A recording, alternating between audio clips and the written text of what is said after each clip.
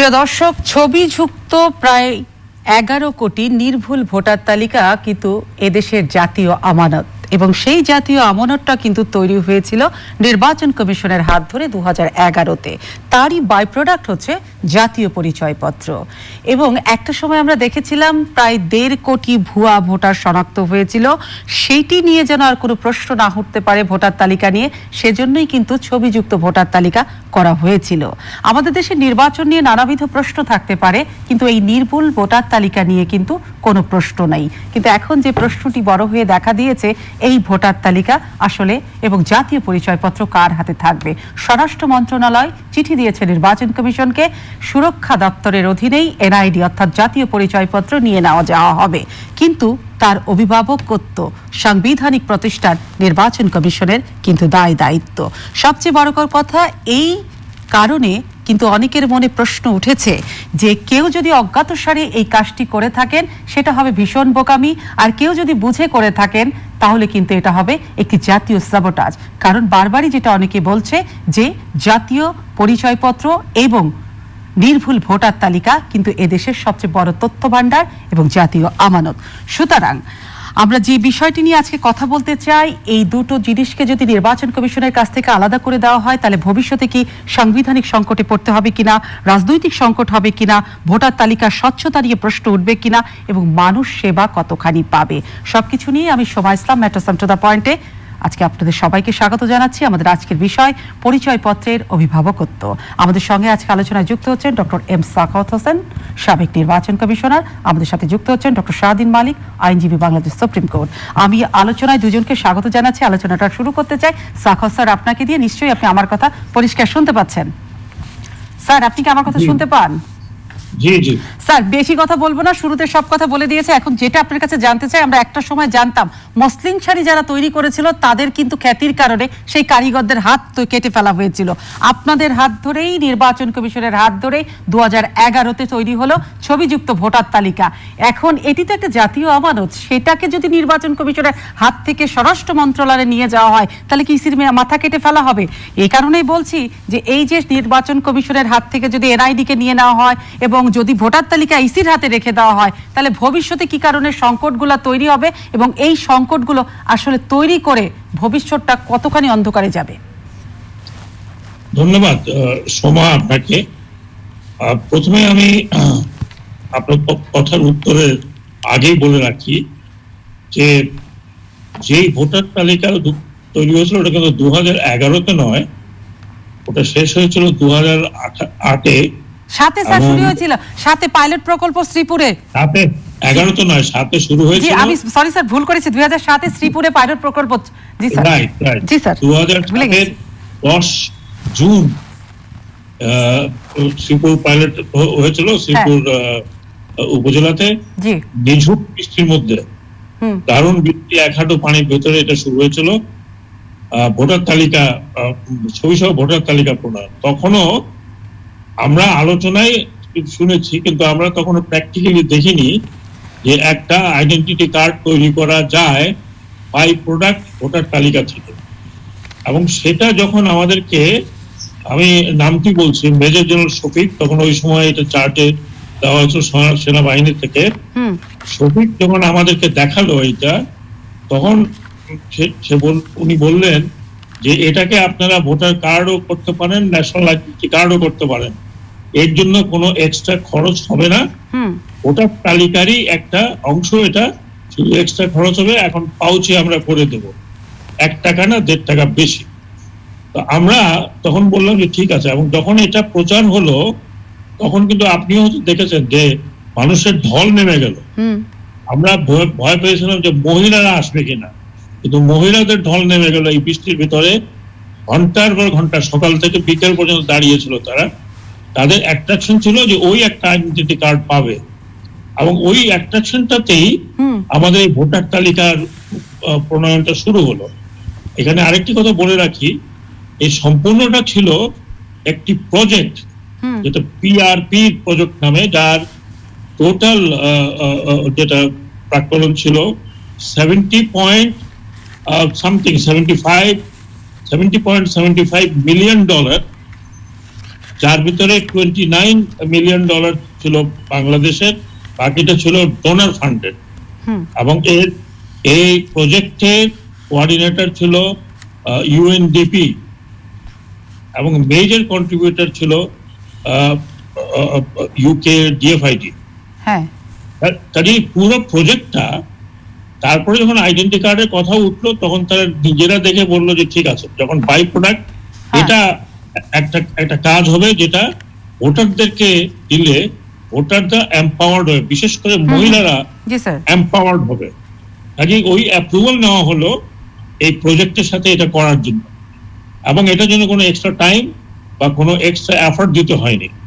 দ্বিতীয় কথাটি যেটা আমি বলতে চাই, যখন এই প্রজেক্টটি ওভার হয়ে গেল, মানে ভোটার এবং আইডি কার্ড দেওয়া শেষ হয়ে গেল 2008 সালে, তখন এখানে অনেকগুলো টাকা উদ্ধৃত ছিল, সেইটাকে ইউজ করা হলো সার্ভার স্টেশন তৈরি করার জন্য।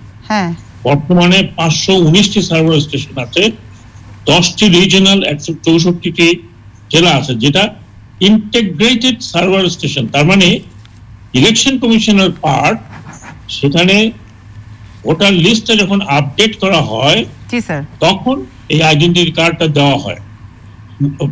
সিম্পলি যদি আমি বলি, identity card and voter list integrated, এটা কোনো আলাদা আইডেন্টি কার্ড, কোনো আলাদা প্রজেক্ট নয়।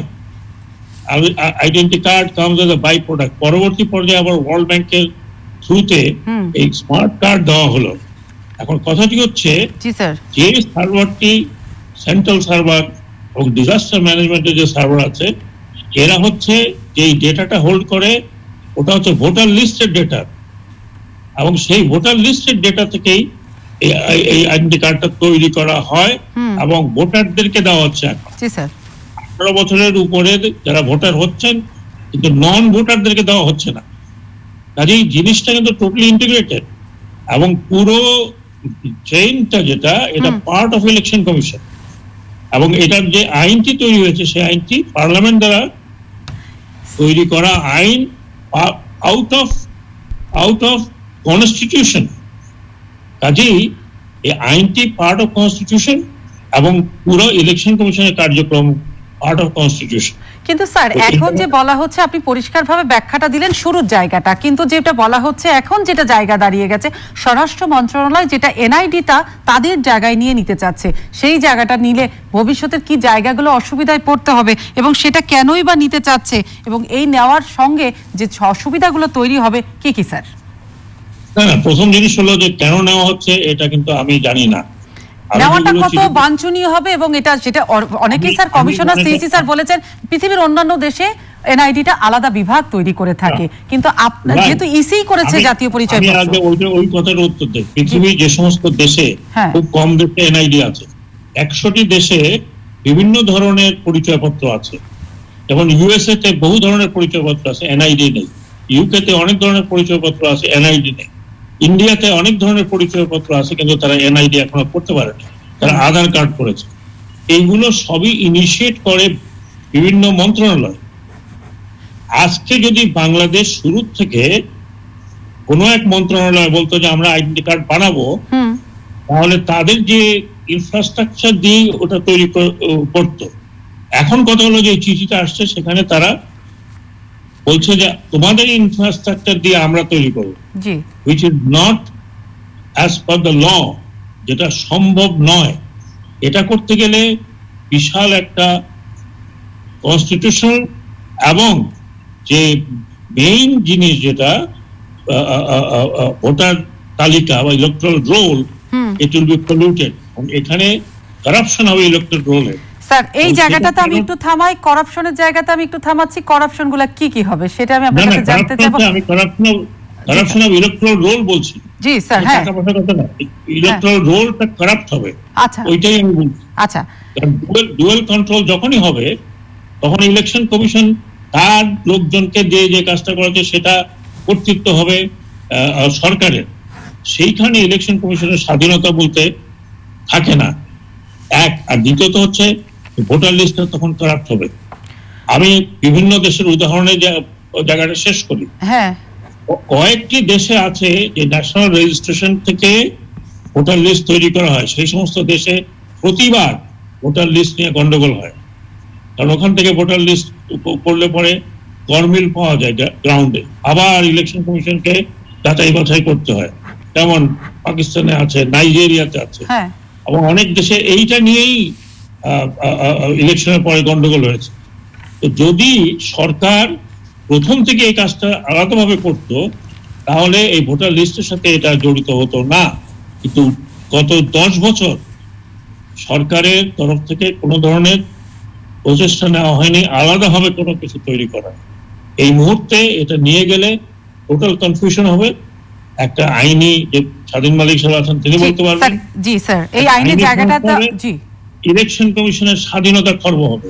স্যার আমি একটু থামাচ্ছি, আমি ডক্টর শাহদিন মালিকের কাছে যেতে চাই। ডক্টর শাহদিন মালিক, ডক্টর সাকাত হোসেনের আপনি কথা শুনেছেন, তিনি তো দিলেন অন্য জায়গায়, আমি আইনি জায়গা যেটা বারবার তিনি বলছিলেন যে একটা সাংবিধানিক সংকট তৈরি হবে, অর্থাৎ নির্বাহী বিভাগের আদেশে সাংবিধানিক প্রতিষ্ঠানের কোনো কার্যক্রম নিয়ে নেওয়ার এখতিয়ার আসলে কতখানি আছে, এবং সাংবিধানিক সংকট তৈরি হবে কিনা এই জায়গাগুলো যদি আপনি একটু পরিষ্কার করে ব্যাখ্যা দিতেন, অসুবিধাগুলো আসলে কি হবে, সংকটটা কি তৈরি হবে।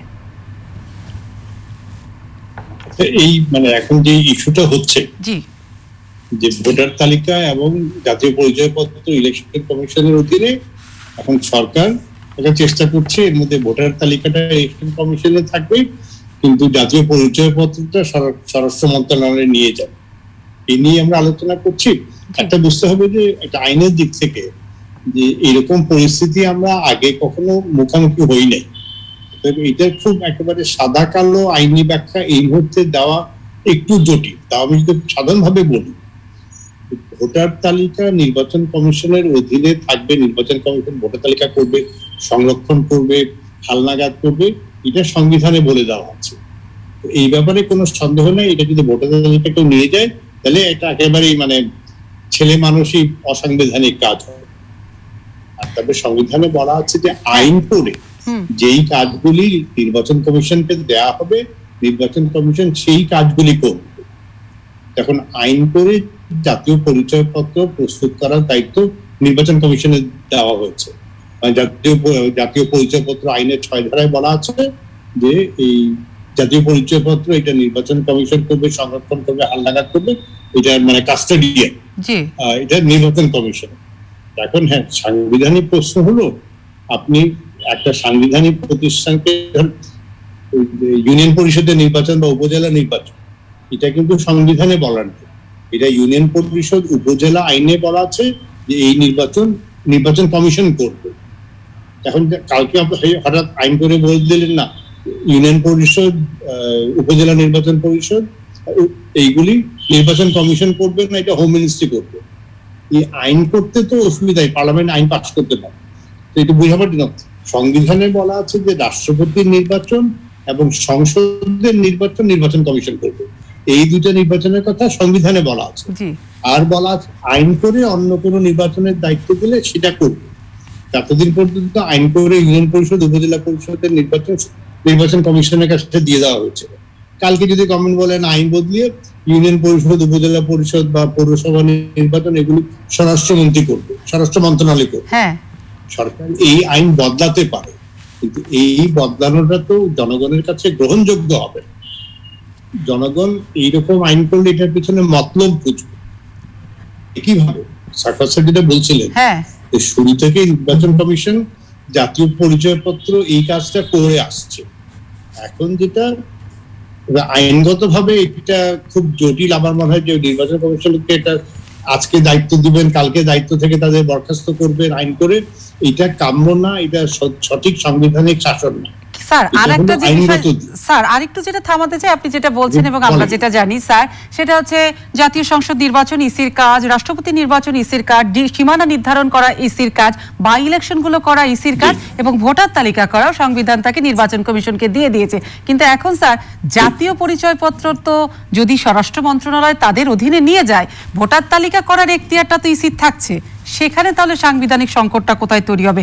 ভোটার তালিকাটা তো আর ইসির কাছে যাচ্ছে না। কিন্তু প্রশ্ন এটা যে নির্বাচন কমিশন খোদ যেখানে বলছে যে নির্বাচন কমিশনকে একদম না জানিয়ে তারা কিছু জানে না, স্বরাষ্ট্র দপ্তর বলেছে 2018 সালেও একবার চিঠি দিয়েছিল যে তারা দক্ষ জনবল, অবকাঠামো সব সহ তারা স্বরাষ্ট্রের অধীনে নিয়ে যেতে চায়। এই যে ইসিকে না জানানো কিংবা না জানা একটা সাংবিধানিক প্রতিষ্ঠানকে, এটা কি অবজ্ঞা করা নাকি কি বলবো, যেটা স্যার বলছিল ভবিষ্যতের জন্য কতক্ষণ এটা মতলবের জায়গা কিনা কোনো ধরনের? হ্যাঁ, আমি আমি আমি যেটা বলছি আইনগত দিক একটা, ব্যবহারিক দিক আর একটা হলো রাজনৈতিক দিক। এই যে পরিচয়পত্রটা, আইনগত দিকটা সরকারের পক্ষে ক্লিয়ার না, যদিও ভোটার তালিকা বলা আছে, যদিও পরিচয়পত্রের কথা নির্বাচন কমিশনের আইনে বলা, মানে সংবিধানে বলা নাই, কিন্তু আমার মনে হয় আমি মহামান্য হাইকোর্টের সামনে একটা শক্ত মামলা তুলে ধরতে পারবো, যেটা আইন পরিবর্তন, এটা তো বললাম, যেটা বলবো তাহলে কালকে আইন পরিবর্তন করে উপজেলা নির্বাচন কমিশন দিয়ে উপজেলা নির্বাচন দিয়ে দিল, হোয়াটএভার গভর্নমেন্টের যে মন্ত্রণালয় পছন্দ। এইভাবে সাংবিধানিক প্রতিষ্ঠাকে একটা আইন দায়িত্ব দিয়ে এবং যেই দায়িত্ব পালন সম্পর্কে কোনো ধরনের অভিযোগ নাই, যেটা সুচারুরূপে পালন হয়ে আসছে, যেটা এখন পরিচয়পত্র যে আইন, একটা কনভেনশনের কথা বলে, যেটা চলে আসছে আইনে, সেটাই আইন। এখন জাতীয় পরিচয়পত্রটা নির্বাচন কমিশনে হয়ে গেছে। ব্যবহারিক দিক, মানে বললেন যে এতদিন একই সার্ভার, একই জনবল, সব ব্যবহারিক দিক থেকে এই যে একযুগে তাদের অভিজ্ঞতা হয়েছে নির্বাচন কমিশন, স্বরাষ্ট্র মন্ত্রণালয়ের স্পষ্ট কোনো অভিজ্ঞতা নাই। এখন এটা রাতারাতি তো এটা করতে পারার কথা না। নির্বাচন কমিশন অনেক কাঠখড় পুড়িয়ে যে এত টাকা খরচ করে এখানে লোকবল তৈরি করেছে, এই ব্যবহারিক দিকটাও স্বরাষ্ট্র মন্ত্রণালয় এখন সবাই নিয়ে যাবে। এখন লোকজনও যেতে বোধহয় রাজি হচ্ছে না, এরকম শুনেছি, তারা চিঠিপত্র দিচ্ছে। আর আরেকটা হলো সম্পূর্ণ রাজনৈতিক দিক, সরকারের হঠাৎ কি কারণে এইটা করার দরকার হলো এই সম্পর্কে সরকার কিন্তু আমাদের কিছুই বলছে না। এত বড় একটা সিদ্ধান্ত, আমরা তো পরিচয়পত্র মানে প্রথমে এক যুগ ধরে জেনে এসেছি, আমি ধরে নিচ্ছি তর্কের খাতিরে সরকার এখানে খুব একটা প্রয়োজন মনে করেছে, যেটা করা দরকার।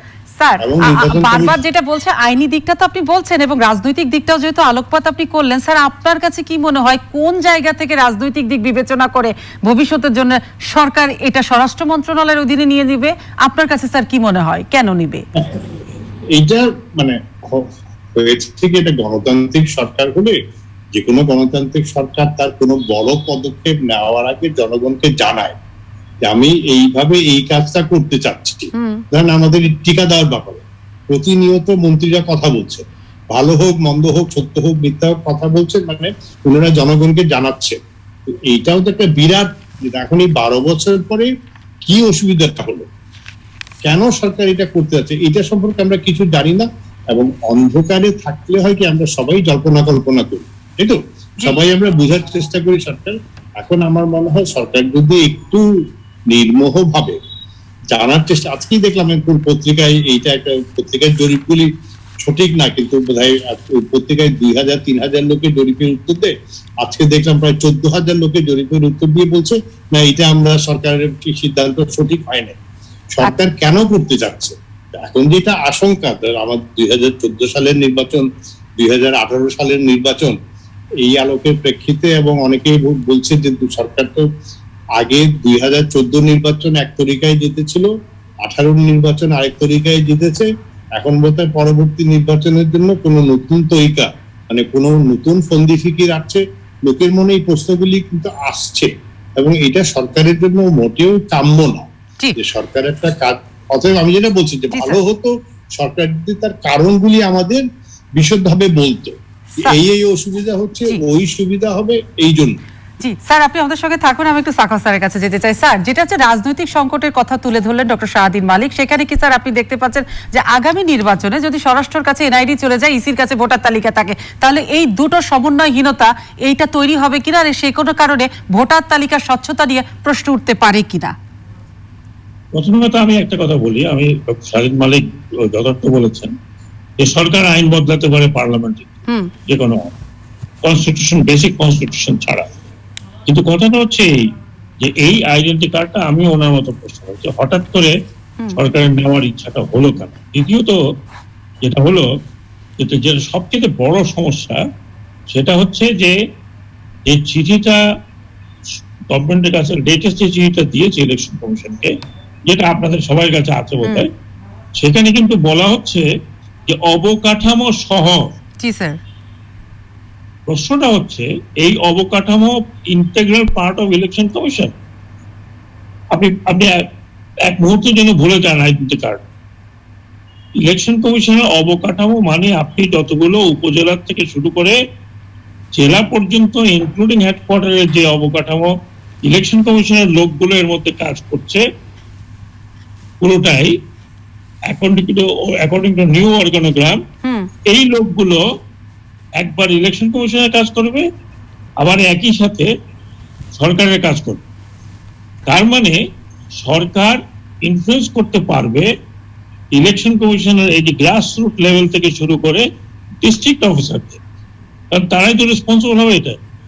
দেয়ারফর ইলেকশন কমিশনের যে ইন্টিগ্রিটি এবং যে স্বাধীন ইন্টিগ্রিটি থাকার কথা, সেটা সাথে সাথে দুলিশাত হয়ে যাবে। স্যার, সিইসি স্যার তো সেদিন বললেন যে তিনি জানেন না, এই না জানার পরেও কি স্বাধীন কমিশনের স্বাধীনতা আছে স্যার? তিনি তো জানেনই না স্যার। আমি সেটাই বলছি, এখন সরকার যদি ইলেকশন কমিশন বলে যে আমরা জানি না, এবং 2018 সালের চিঠির রেফারেন্সও আছে, যদি না জানে, তার মানে ইলেকশন কমিশন বুঝতেই পারছে না যে হঠাৎ করে সরকার কেন এটা নিতে যাচ্ছে এবং কি পরিপ্রেক্ষিতে নেবে এবং কি স্ট্রাকচারে নিতে যাচ্ছে। আমার প্রশ্নটা হচ্ছে স্ট্রাকচারের। আপনি অন্যান্য দেশের কথা বলছেন, সেখানে সেপারেট স্ট্রাকচার কাজ করে, ইলেকশন কমিশনের স্ট্রাকচার কাজ করে না। তো স্যার, ইসি যদি সব জনবল সহ চলে যায় স্বরাষ্ট্র দপ্তরে, তাহলে স্যার যখন বছর বছর হালনাগাদ হয় এই তথ্য সংগ্রহ করি তো ইসির কর্মকর্তারা হয়, তাহলে সেখানে যে কি ঘাটতিটা হবে, ইসি তো পঙ্গু হয়ে যাবে। এটাই তো আমি বললাম, এটা একটা আমার মনে হয় খুব চিন্তা ভাবনা করে প্রপোজাল কেউ বানায়নি। কারণ আপনি ইসির লোক দিয়ে কেন এই কাজ করবেন? যদি আপনি নিয়েই যেতে চান, তাহলে সরকারের উচিত হবে ওই চ্যানেল তৈরি করা আলাদাভাবে। তোমার সাথে আমার কোনো সম্পর্ক নাই, কিন্তু নির্বাচন কমিশনের ভোটার লিস্ট থেকে আপনি বানাচ্ছেন এনআইডি, সেই ভোটার লিস্ট কি আপনি চাইবেন না? ভোটার লিস্ট তো দেওয়া যাবে না, আমি যতটুকু বুঝি। কাজে সেখানে পলিটিক্যাল অ্যাম্বিশন কি আছে না আছে, কিন্তু এটা যে একটা পলিটিক্যাল কালার পাবে আমাদের দেশে এই মুহূর্তে, এতে কোনো সন্দেহ নেই। ভালো হোক, খারাপ হোক, মন্দ হোক, যাই হোক, এই মুহূর্তে সরকারের সিদ্ধান্তটি অন্যভাবে ব্যাখ্যা হবে, শুধু দেশে নয় বিদেশেও। এটা মনে রাখতে হবে। আমি আবার বলছি যে বাংলাদেশের এই ভোটার তালিকা, এই সার্ভার, এটা ওয়ার্ল্ডের একটা ইউনিক ব্যাপার, এবং বাংলাদেশ একটা রাস্তা দেখিয়েছে হোল অফ দি সাবকন্টিনেন্ট, শুধু সাবকন্টিনেন্ট, বিশ্বের অন্যান্য জায়গায়। এবং আপনি জানেন যে এটা পরে কিন্তু নেপাল করেছে। নেপাল শুরু থেকে 2টা কমিশন করছে, তারা একটা আলাদা কমিশন, তারা আলাদাভাবে আইডেন্টি কার্ড তৈরি করছে, ভোটার লিস্ট থেকে নয়। তো সেই রকম অবস্থা তো বাংলাদেশে তৈরি হয়নি, তাহলে আগে সেটা তৈরি করুন। আপনি ন্যাশনাল রেজিস্ট্রেশন করবেন, সেই ন্যাশনাল রেজিস্ট্রেশন থেকে আপনি আইডেন্টি কার্ড দেবেন 0 to 100 years। কিন্তু সেটা না হওয়া পর্যন্ত এই ইলেকশন কমিশনের লোকজন নিয়ে এটা করবে, আবার ইলেকশন কমিশনের কাজ লোকজন করবে, এটা তো হতে পারে না। এটা তো this is not independent election commission. Sir, আমি একটু থামাচ্ছি, আমি একটু দর্শকের সাথে বিদায় নিয়ে যাব, কারণ প্রিয় দর্শক, আমাদের এই অনুষ্ঠান কিন্তু আমরা টেলিভিশনের পর্দা থেকে চলে গেলাম, আপনারা কিন্তু আমাদের সাথে চোখ রাখুন ফেসবুকে চ্যানেল আর ফেসবুক ভেরিফাইড ফেসবুকে, সেখানে আমরা কিন্তু সরাসরি যুক্ত হয়ে যাচ্ছি। দয়া করে আপনারা সেখানে আমাদের সাথে যুক্ত। স্যার, আপনি যেটা বলছিলেন সেই জায়গাটা একটু বলুন স্যার। না, আমি যেটা বলছি যে তাহলে তো ইলেকশন কমিশন ভাগাভাগি হতে পারে না। একটা কমিশনের ইন্টিগ্রিটিটাকে তো আপনি ভাগ করতে পারছেন না, 1 নম্বর। 2 নম্বর হচ্ছে এই যে অফিসারগুলো বা কর্মকর্তা কর্মচারী, কমিশন বাদেন, কমিশন 5 বছর পরে আরেকটা চেঞ্জ হবে, কিন্তু এই যে কর্মচারী কর্মকর্তা যারা শুরু থেকে এই কাজটা করতে করতে করতে করতে নাও তারা একটা জায়গায় পৌঁছেছে, 12 বছর এই কাজটা করেছে এবং বিশ্বে এটা প্রশংসিত হয়েছে। বাংলাদেশের ডিজিটাল যাত্রা এখান থেকে শুরু হয়েছে, এবং এটা যেটা বললাম যে সম্পূর্ণ প্রজেক্টটি একটি ডোনার ফান্ডেড প্রজেক্ট। এখন সেই জায়গাতে ইলেকশন কমিশনকে তো ভাগাভাগি করা যাবে। ওই চিঠিতে মনে হচ্ছে ইলেকশন কমিশনকে ভাগাভাগি করুন, আপনার অবকাঠামো দিয়ে আমি এই কাজ করব, তাহলে কি দরকার আপনি এই মুহূর্তে তাহলে আমি বলবো যে সরকার একটি আলাদা অবকাঠামো বানান, সেখানে ন্যাশনাল রেজিস্ট্রেশন করুক এবং সে তখন সেখানে বলতে পারে দিস ফান্ড নো ফান্ডের বাকিটা আমরা করছি। কিন্তু আপনি ইলেকশন কমিশনের সার্ভার, যেটা একেবারে কমিশনের ভিতরে এবং যেটাকে সংরক্ষিত করা হচ্ছে। আর এখানে আরেকটি পয়েন্ট বলি, ইলেকশন কমিশন কোনোভাবেই জাতীয় ন্যাশনাল ভোটার বা ইলেকট্রাল রোল শেয়ার করতে পারে না। শুধুমাত্র ইলেকশনের সময় আইন মোতাবেক শুধু ওই সংশ্লিষ্ট প্রার্থীকে দেওয়া হয়। 8 কোটি ভোটারের লিস্ট অন্য কাউকে দেওয়া হয় না, দেওয়ার কোনো প্রবিধান নেই। একমাত্র যদি কোনো কেসে ভোট চায় তাহলে ওই পোর্শনটুকু শুধু দেওয়া হয়। এগুলো তো আইনের মধ্যে, এই আইন তো আজকের নয়, এই আইন তো 1972 থেকে, জি স্যার, আমাদের স্বাধীন হওয়ার পরের থেকে এই আইন তৈরি হয়েছে এবং সংবিধান মোতাবেক আইন তৈরি হয়েছে। জি স্যার, আপনি থাকুন স্যার, আপনি জটিলতার কথাগুলো বললেন। আমি আরো একবার যেতে চাই ডক্টর শাহদিন মালিক স্যার আপনার কাছে। স্যার, আপনি নিশ্চয়ই আমার কথা শুনতে পাচ্ছেন? হ্যাঁ, আমি একটু ব্রিগেডিয়ার সাখাওয়াত সাহেবের সাথে আরেকটা আইনগত জটিলতা আমি একটু যোগ করতে চাই। জি স্যার। যেই কর্মচারীরা এই নির্বাচন কমিশনের প্রজেক্টে কাজ করছে, তারা একটা সরকারের কাজ করছে না, তারা একটা স্বাধীন নির্বাচন কমিশনের অধীনে চাকরি করার জন্য দরখাস্ত দিয়েছে, চাকরি করেছে, চাকরি মানে 1 যুগ ধরে করছে। এখন আপনি তাদের হঠাৎ করে বলতে পারবেন না যে তুমি স্বরাষ্ট্র মন্ত্রণালয়ের অধীনে এখন তোমার চাকরি।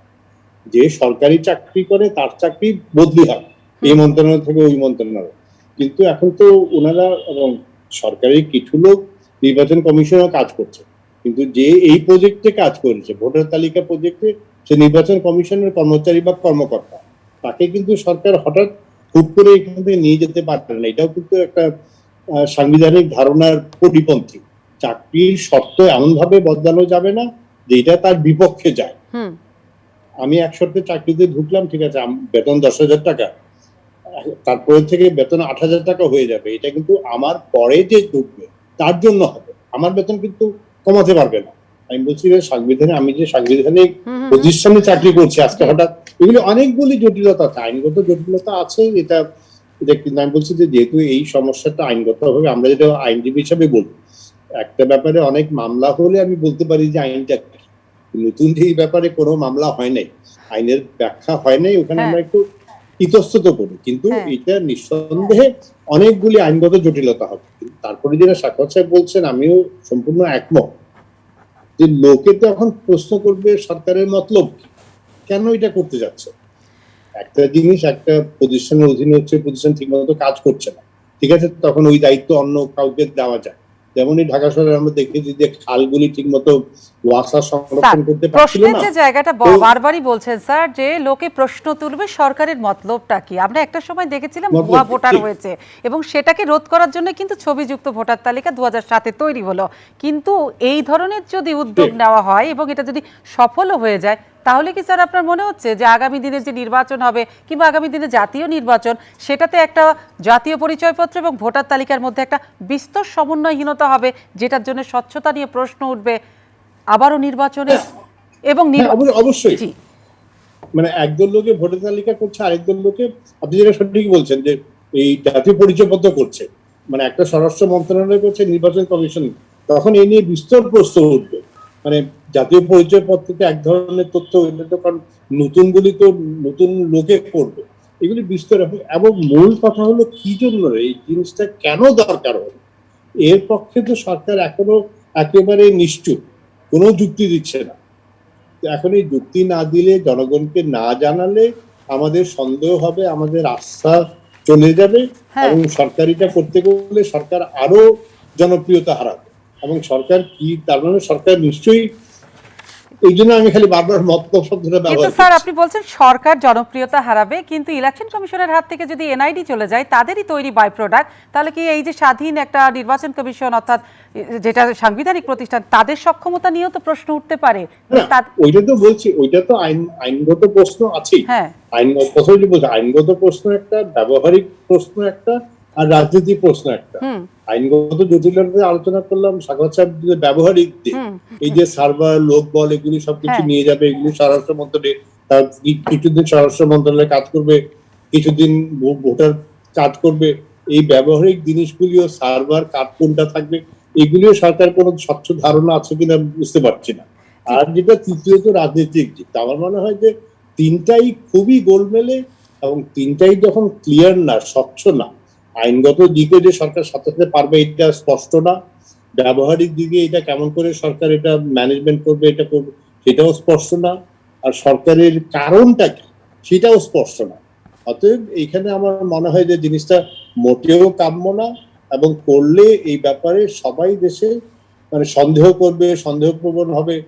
এই তখন জাতীয় পরিচয়পত্রেরও বিশ্বাসযোগ্যতা নিয়ে প্রশ্ন আসবে, ভোটার তালিকা নিয়ে প্রশ্ন আসবে। একেবারে এখন একটা উত্তর হতে পারে যে এমন সরকার বলে আমাদের কিছু যায় আসে না, আমরা যা ইচ্ছা তাই করবো। সেই ধরনের যদি সরকারের মানে অ্যাটিটিউড হয় তাহলে তো আমাদের কিছু বলার থাকে না। জি স্যার, আমি ধন্যবাদ জানাচ্ছি আপনাকে। আমি সাখাওয়াত স্যারের কাছে যেতে চাই। স্যার, আমি ছোট করে আপনার কাছে দুটো প্রশ্ন রাখতে চাই। সেটা হচ্ছে এনআইডির ব্যাপারে দুনিয়ার মানুষের আগ্রহ আছে, আমার একটা জাতীয় পরিচয়পত্র চাই, কিন্তু আমরা দিনকে দিন দেখতে পাচ্ছি যে মানুষের ভোটের লাইনে কিন্তু দাঁড়ায় না। দুটো যদি আলাদা হয়ে যায় তাহলে তো মানুষ একটা সময় চাইবে যে আমার এনআইডিটাই দরকার, আমার ভোটার হওয়ার দরকার নেই, আমার ভোটার না হলেও চলবে। এইরকম একটা সংকট তৈরি হবে কিনা স্যার, এটা যেমন একটা জানতে চাই। আর একটা হচ্ছে স্বরাষ্ট্র মন্ত্রণালয়ের তো অনেক কাজ আছে, জঙ্গি দমন করা, মাদক নিয়ন্ত্রণ করা, আইন শৃঙ্খলা, জাতীয় নিরাপত্তা প্রদান করা, কিন্তু এই বাড়তি ঝামেলাটা নিয়ে কোনো নতুন করে ঝামেলায় পড়বে কিনা স্বরাষ্ট্র মন্ত্রণালয়, কারণ এমনিতে তো ওনাদের অনেক বোঝা। প্রথমে ওইটা উত্তর দেওয়ার দিকে আমি আরেকটা টেকনিক্যাল জিনিস যুক্ত করি। জি স্যার।